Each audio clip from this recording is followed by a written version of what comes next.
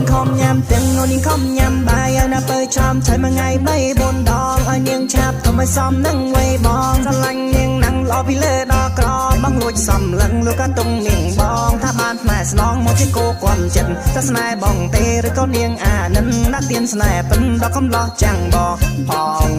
អូននាងតាត់ដល់បងនេះ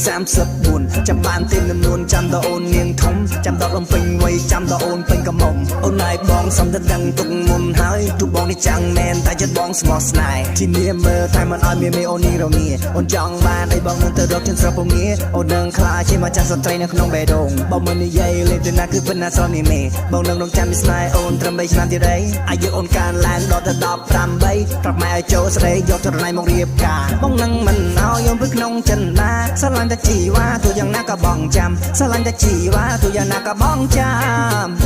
ទោះយ៉ាងណាក៏បងចាំ